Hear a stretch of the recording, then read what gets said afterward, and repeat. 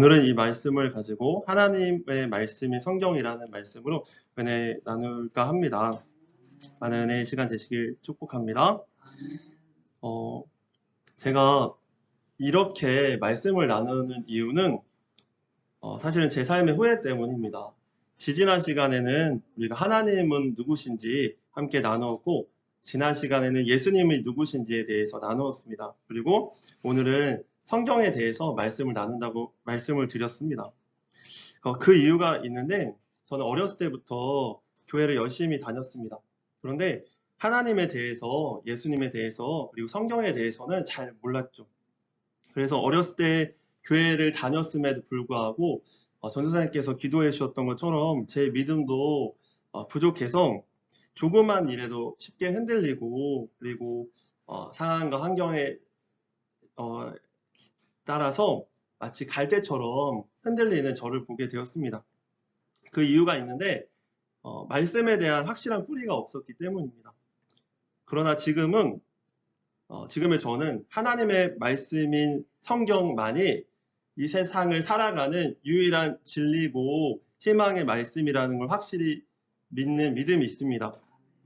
아멘? 아멘이십니까? 여러분들도 동일하시죠? 아멘. 그리고 그 말씀의 뿌리를 굳게 심고, 그리고 그 말씀대로 살아갈 때 귀한 열매를 맺으며 살아갈 수 있다고도 믿습니다. 그런 의미에서 제가 이렇게 말씀을 나누는 이유는 사실은 정말 모든 하나님께서는 여러분들을 정말 많이 사랑하시고, 그리고 행복하시기를 누구보다도 가장 행복하시기를 바라시는 하나님, 우리 아버지신데, 그렇죠? 아멘. 그런데 우리가 세상을 살아갈 때는 너무 힘들고, 때로는 고아 같고, 때로는 혼자서 살아가는 것 같이 힘든 상황들이 우리 가운데 많이 놓이잖아요. 그런데 저는 말씀대로 믿고 살아갈 때 하나님의 함께 하심을 날마다 경험하고 귀한 열매를 맺고, 우리 삶 가운데서도, 우리 가족 가운데서도 온전한 회복이 일어날 줄 믿기 때문에 그런 의미로 여러분들에게 이런 말씀을 나누는 것입니다.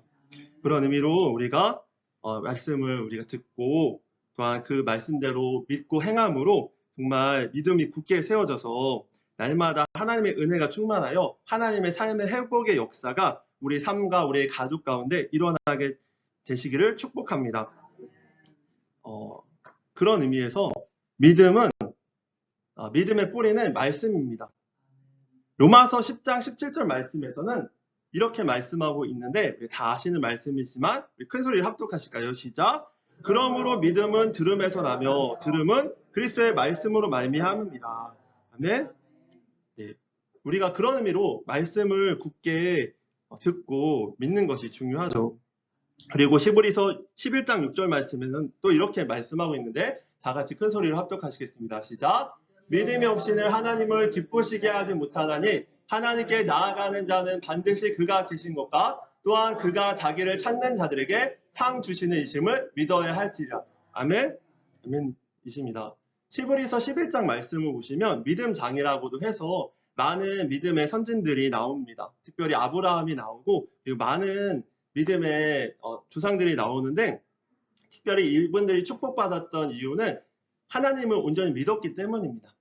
그런 의미로 우리가 하나님의 말씀의 뿌리를 굳게 세우고 그 말씀을 믿음으로 말미암아 믿음의 선진들처럼 정말 하나님과 동행함의 축복을 누리시며 성령 충만함으로 회복되어 열매 맺는 우리 모든 교회의 성도님들 되시기를 축복합니다. 아멘. 그런 의미에서 이제 시작을 할까 합니다. 그럼 성경이란 무엇일까요? 우리 큰 소리로 합독하시겠습니다. 시작. 성경은 하나님이 우리에게 쓰신 편지입니다. 아멘이십니까? 아멘. 하나님은 우리를 너무나 사랑하셨습니다. 그래서 사랑하는 자에게 자신의 누구인지, 자신의 뜻을 알리기 위해서 우리가 하는 행동들이 있죠. 그것이 무엇일까요? 맞아요. 우리가 말로 표현하고 행동으로 표현하고 그리고 편지를 쓰죠. 내가 당신을 이처럼 사랑합니다. 마찬가지로 하나님께서도 우리를 엄청 많이 사랑하십니다. 예수 그리스도를 우리에게 보내주시기까지요. 믿으시죠? 아멘. 그렇기 때문에 하나님께서 우리를 사랑한다고 표현하기 위해서 쓰신 편지가 있는데 그것이 바로 무엇이라고요? 네, 성경입니다. 아멘. 아멘. 우리는 하나님을 알 수 있을까요? 때로는 어렴풋이는 알 수 있죠. 막연히는 알 수 있죠. 그래서 어떤 사람들은 하나님이 이런 분이라고도 말하고 또 어떤 사람들은 하나님이 저런 분이라고도 이야기하는 것입니다. 그런데 우리가 하나님을 전적으로 하나님이 어떠한 분이신지 완벽히 그분을 깨달을 수 있을까요? 없습니다. 바로 하나님 자신이 누구신지 우리에게 알려주셔야지만 우리가 알 수 있는 것이죠. 하나님은 그래서 우리에게 창조주 하나님께서는 우리에게 하나님 자신이 누구신지 계시해 주셨습니다. 첫 번째로는 성경을 통해서 우리에게 계시해 주셨고 또 하나는 자연을 통해서 우리에게 계시해 주신 거죠.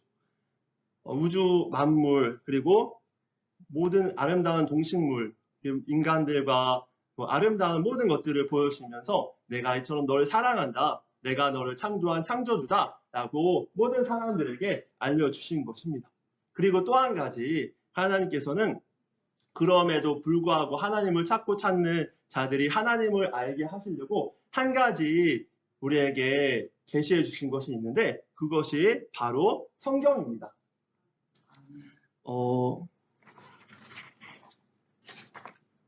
이 그림은 에스라 하우스의 노우 목사님이라는 분께서 그리신 그림이신데 여기에 보면 인간이 진리를 찾기 위해서 어떤 것이 진짜로 맞는 것인가 우리가 어떤 것이 진짜로 진리인가 라는 걸 찾기 위해서 열심히 이렇게 공부한다는 것을 우리가 노우 목사님께서 이렇게 그려 놓으셨습니다. 우리가 어떻게 하면은 행복할까? 어떻게 하면은 우주의 원리를 알 수 있을까? 과학의 원리를 어떻게 알 수 있을까? 어떻게 하면 자녀들을 잘 가르칠 수 있을까? 수학의 원리는 어떤 것인가? 이런 것도 열심히 공부하잖아요. 왜 우리가 공부하죠? 정답이 무엇인가 알기 위해서 우리 공부하는 것입니다. 그 정답을 알기 위한 것, 인생의 정답, 세상의 정답, 그리고 공부의 정답들을 알기 위해서 공부한다는 것이 무슨 말이냐면 쉽게 말하면 진리를 찾는다라는 말입니다.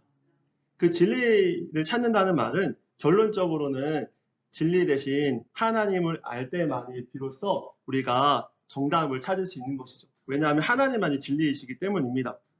그런데 우리가 이 진리를 열심히 공부하지만 우리가 다 알 수 있을까요?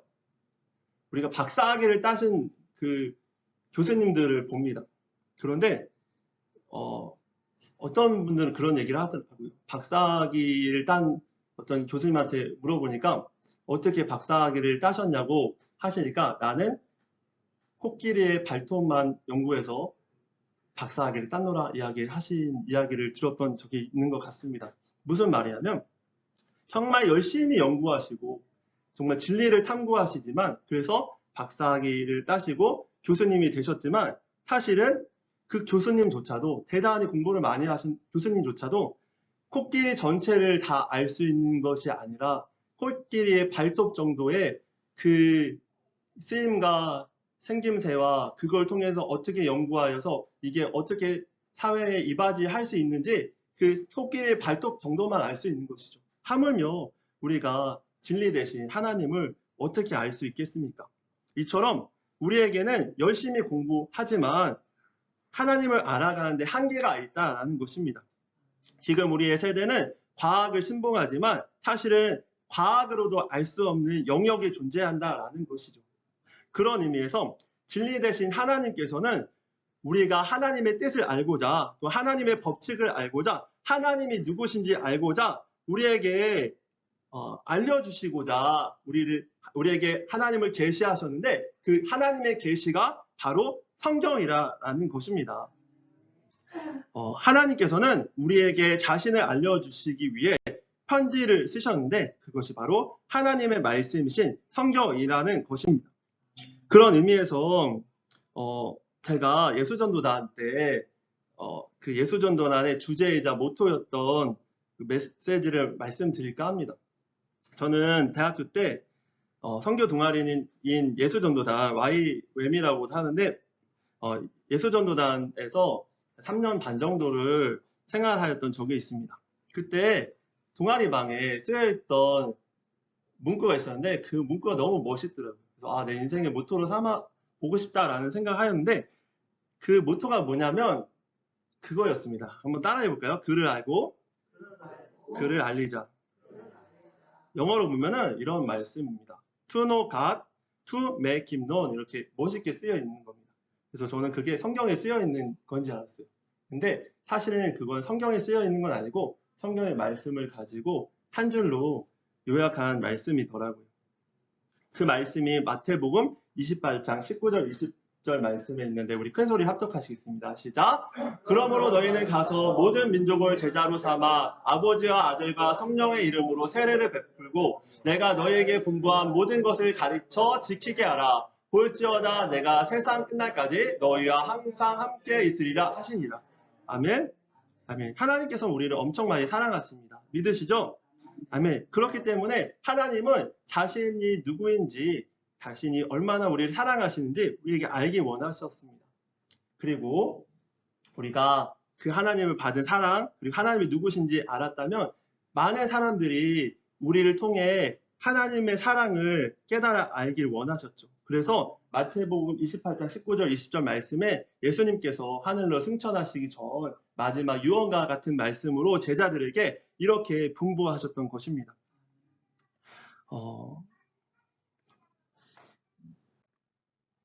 이 말씀은 신명기 6장 6절에서 13절 말씀인데 이 말씀은 이스라엘의 유대인들의 교육 강령으로도 알려져 있는 말씀입니다.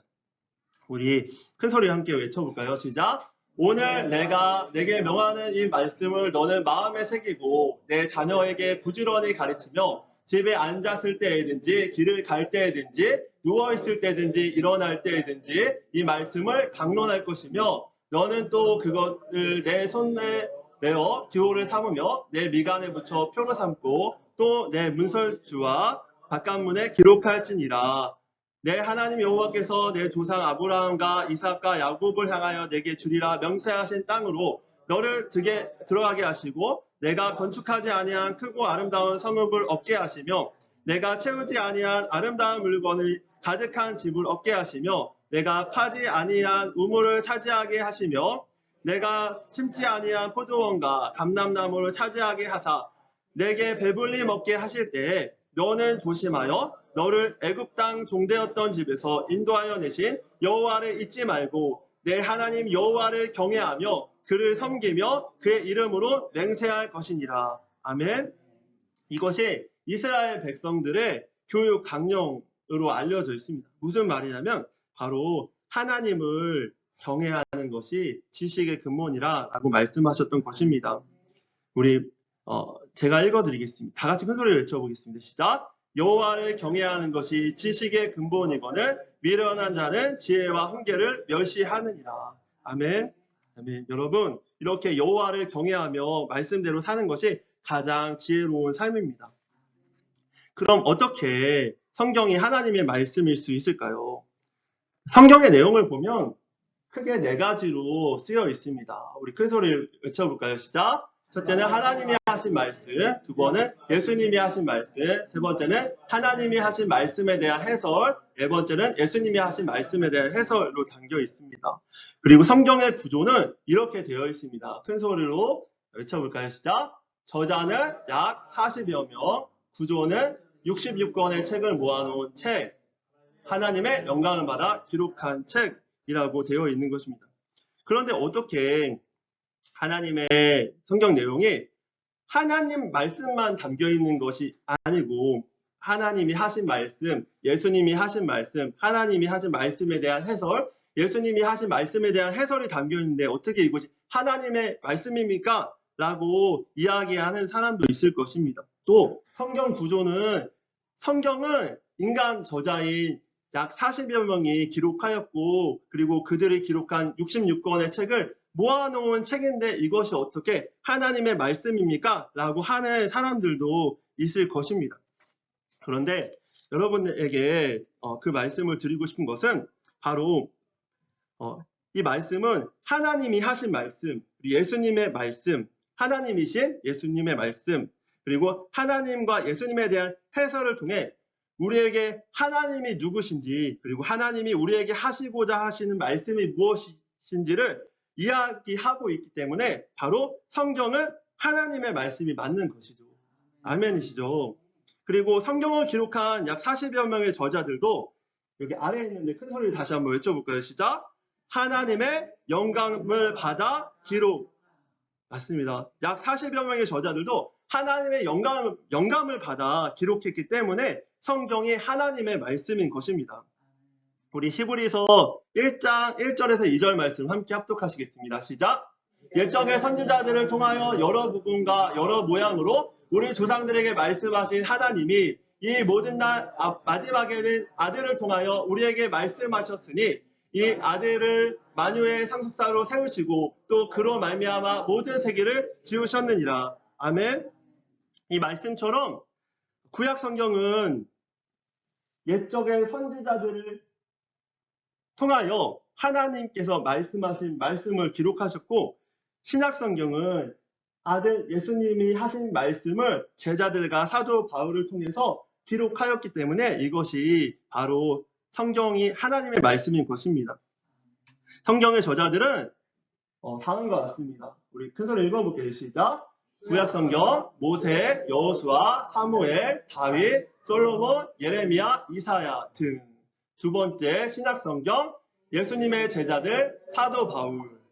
이렇게 구약 성경은 모세와 여호수아를 비롯한 많은 하나님의 영감을 받아 하나님을 만나 하나님의 말씀을 받은 선지자들에 의해 기록되었기 때문에 구약 성경은 하나님의 말씀인 것이고 신약 성경도 하나님의 아들이신 예수님을 만났던 제자들이 예수님이 어떤 분이셨고 예수님이 어떤 생애를 사셨고 어떤 기적과 어떤 말씀을 하셨는지 그것을 기억했다가 기록했기 때문에 그것이 하나님의 말씀인 것입니다. 그럼 이렇게 말씀하시는 분이 계실 수도 있을 것 같습니다. 그럼 정말로 구약 성경을 모세가 썼어? 여호수아가 썼어? 사무엘이 썼어? 그리고 신약 성경은 제자들이 쓴 게 맞아? 라고 물어보신 분들이 있을 것 같아. 모세가 정말로 이 창세기, 출애굽기, 레위기, 민수기, 신명기 등 이 5가지 성경을 모세의 5가지 성경이라고 해서 모세 오경이라고 하는데 이 모세 오경이 모세가 쓴 것이 맞는지에 대한 근거를 말씀드리고자 합니다. 첫 번째로는 우리 큰 소리로 읽어볼까요? 시작! 모세 자신이 썼다고 기록. 네, 모세가 썼다고 했기 때문에 모세가 쓴 게 맞는 것입니다. 이게 말이 안 될 수도 있지만 말이 되는 것입니다. 왜냐하면 우리 책을 썼을 때, 얘기를 썼을 때 내가 썼어요 라고 해야지 그 모세가 쓴 게 맞는 거잖아요. 그렇죠? 그죠? 내가 안 썼어요 라고 하면 안 되잖아요. 무슨 말이냐면 모세 오경에는 모세가 썼다는 기록들이 이렇게 많이 나와요. 출애굽기, 민수기, 신명기 등 여기에 내가 썼다라고 이렇게 기록을 하고 있습니다. 두 번째로는 우리 큰 소리를 읽어볼까요? 시작! 다른 사람들이 모세가 썼다고 기록했기 때문에 모세 오경이 창세기부터 출애굽기, 레위기, 민수기, 신명기 등이 모세가 쓴 것이 맞는 것입니다. 한 구절만 우리 한번 읽어볼까요? 여호수아 1장 7절에서 8절 말씀에 여호수아서는 여호수아가 썼는데 여호수아는 이것이 모세가 썼다고 기록하고 있는데 우리 큰 소리를 읽어보도록 하겠습니다. 시작! 오직 강하고 극히 담대하여 나의 종 모세가 내게 명령한 그 율법을 다 지켜 행하고 우로나 좌로나 치우치지 말라. 그리하면 어디로 가든지 형통하리니 이 율법책을 내 입에서 떠나지 말게 하며 주야로 그것을 묵상하여 그 안에 기록된 대로 다 지켜 행하라. 그리하면 내 길이 평탄하게 될 것이며 내가 형통하리라.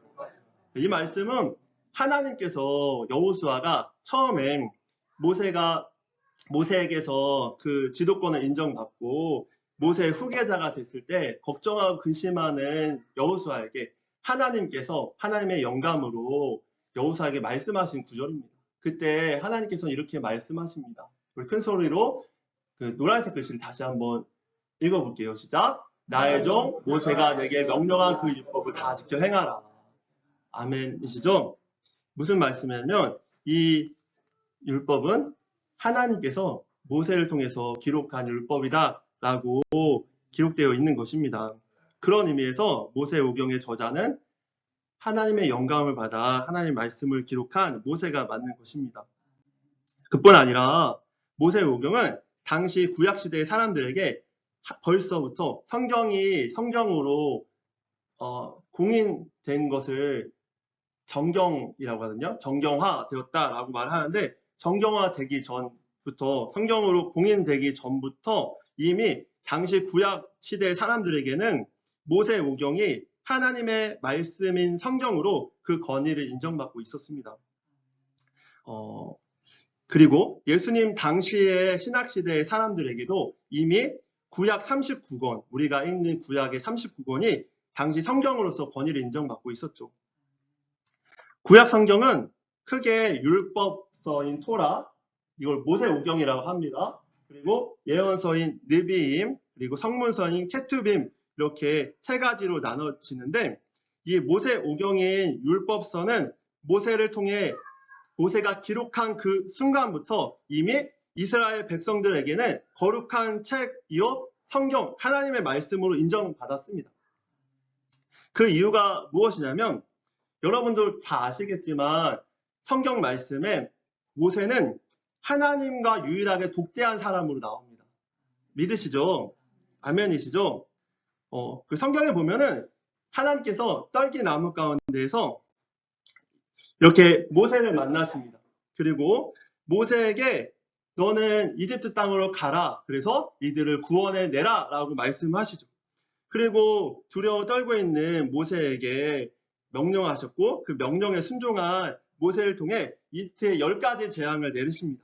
그리고 또 홍해의 기적과 만나의 메추라기 등을 통해서 먹이시고 입히시는 것들을 이스라엘 백성들이 경험하게 하시죠. 또 이스라엘 백성들을 출애굽시킨 사건들이 나옵니다. 그리고 마지막에 하나님께서는 이 모세를 통해서 시내산에서 십계명을 받게 하시고 율법을 받게 하시고 그걸 기록하게 하시죠.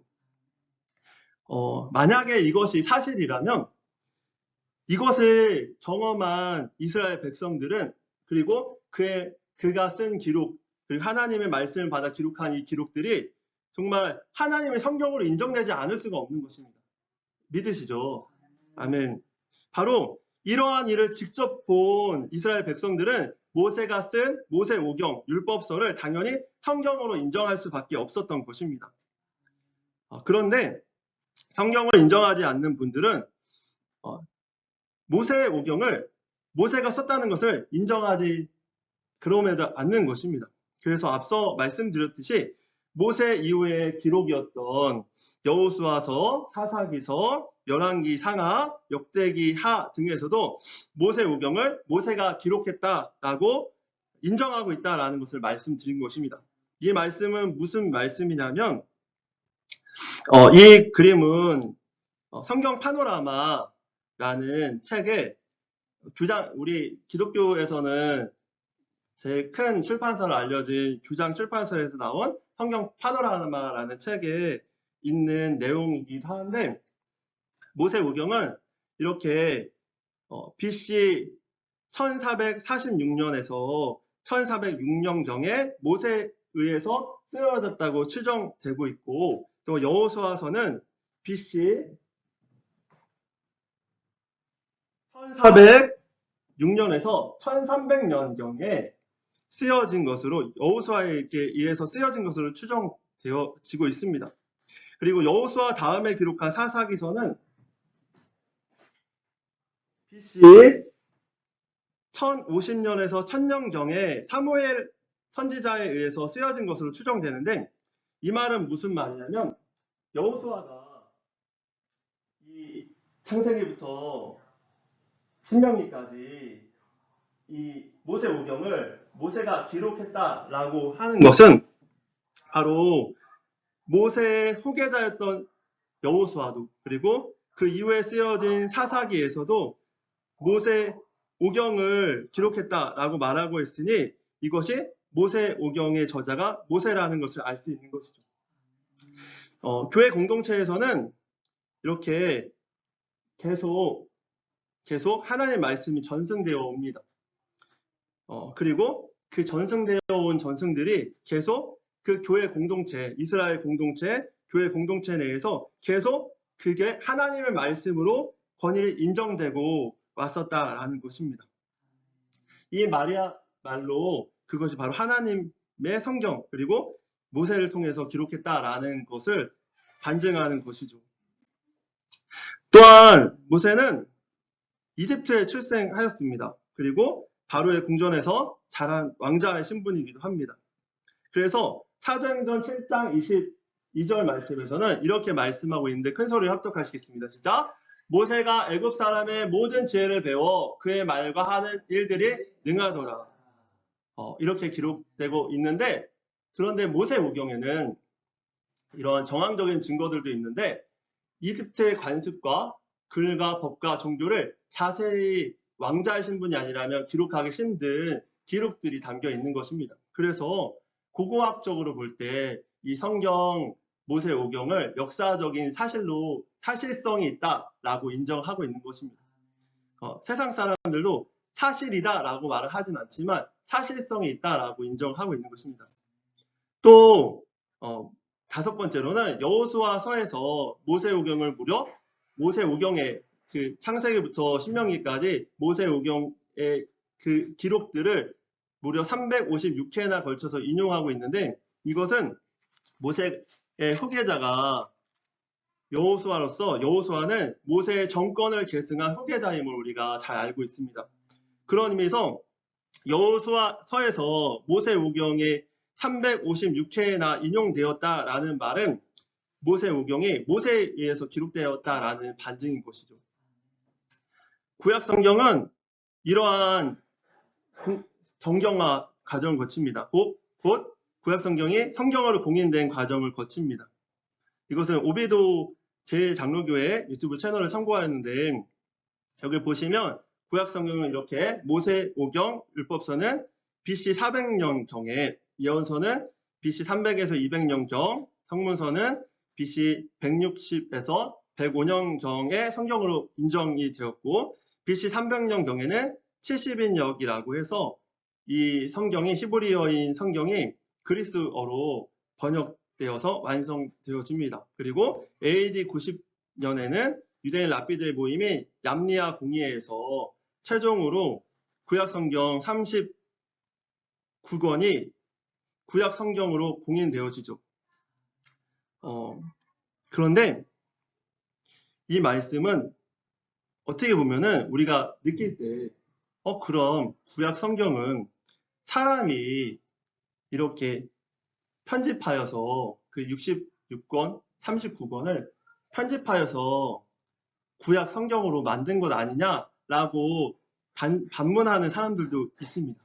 그러나 그것이 아니라 앞서도 말씀드렸듯이 창세기부터 출애굽기, 민수기, 신명기 이 창세기, 출애굽기, 레위기를 빠졌네요. 나의 위기인 레위기를 빼뜨렸어요. 그죠? 레위기, 민수기, 신명기 5가지 이 성경책이 당시 이스라엘 공동체에서 하나님의 말씀인 성경으로 이미 인정받고 있었다고 했잖아요.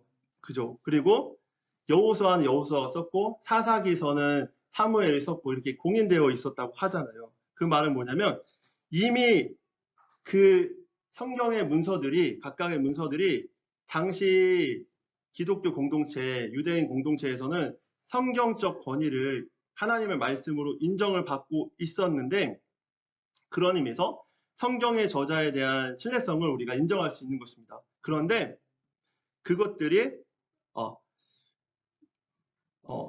그리고 만약에 성경의 저자가 그 당시에 그 모세나 여호수아나 사사기의 사무엘과 같은 선지자들의 기록이 아니었다면 당시 신앙 공동체에서는 그 책들을 하나님의 말씀으로 인정하기 어려웠을 것입니다.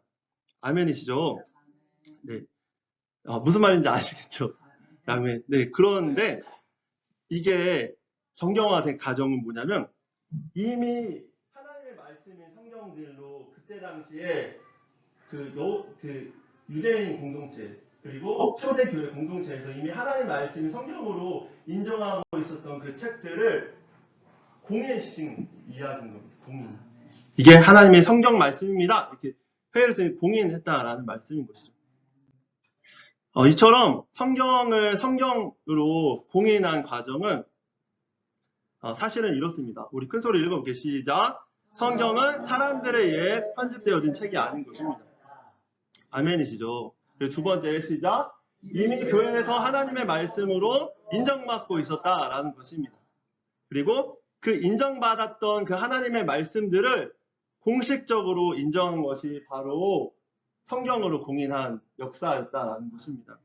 구약은 얌리아 회의 때, 그리고 신약은 라오디게아 회의에서 AD 363년에 신약 27권을 공인하고 그리고 카르타고 30년이 흐른 393년에 다시 27권이 맞다라고 다시 공인한 도장을 두 번 찍은 것입니다.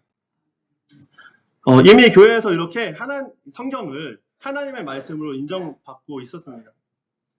히브리서, 율법서, 그리고 예언서, 성문서 이 등은 당시 구약 공동체에서 성경으로 하나님의 말씀으로 인정하고 있었습니다.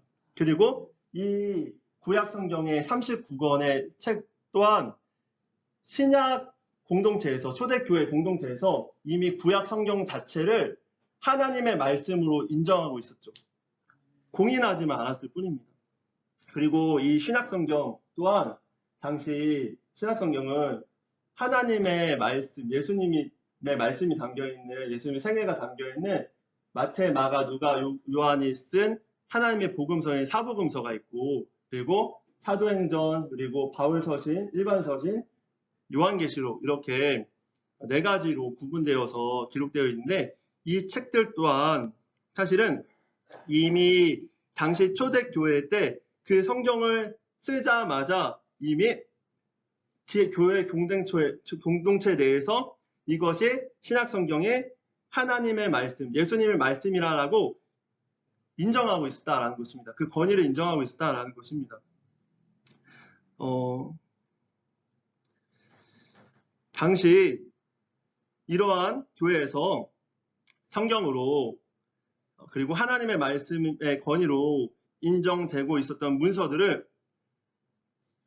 공인하고 나서 그래서 66권의 성경으로 공인하고 나서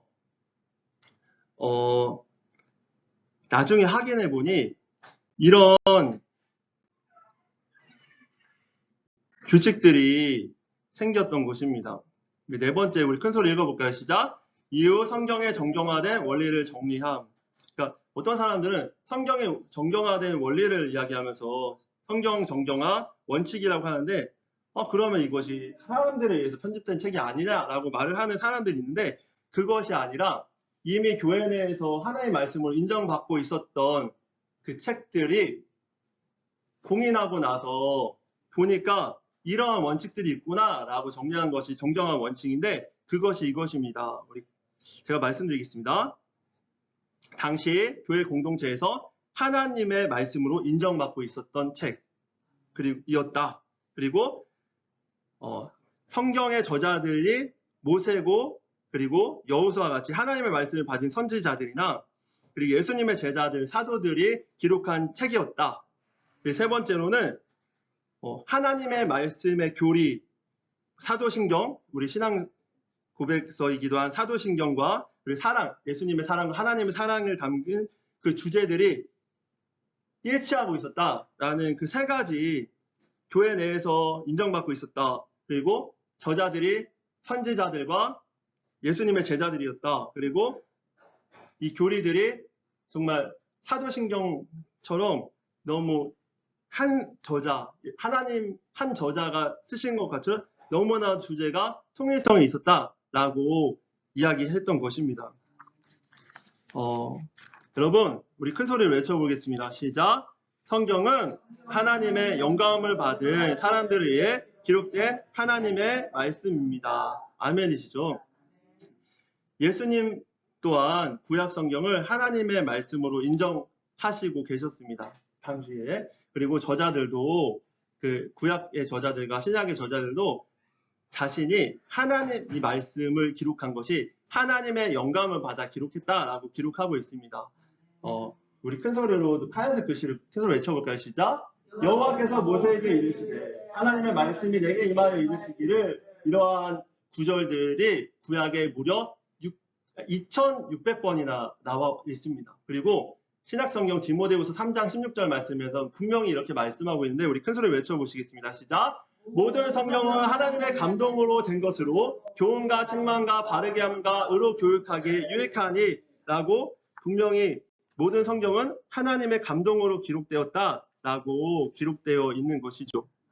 또 세 번째로는 성경을 통해서 하나님을 만났던 사람들의 간증을 통해서 하나님의 역사를 증거하기 때문에 성경이 하나님 말씀인 것입니다. 우리가 앞서 보았듯이 어떤 사람이 성경을 읽다가 정말 건강해지고 회복되는 역사를 일어났고 하나님을 만남으로 그 모든 고민과 그 문제들이 해결되고 정말 인생이 정말 반전을 일으켜서 다르게 사는 삶을 보게 되었고 그리고 또 조혜론 씨의 어머니께서도 성경을 통독하시다가 소변줄을 끊고 회복되는 기적을 경험하시기도 하셨다는 고백을 하는 듯 하나님은 지금도 성경을 통해 우리를 만나주고 계시기 때문에 성경이 하나님의 말씀인 것입니다.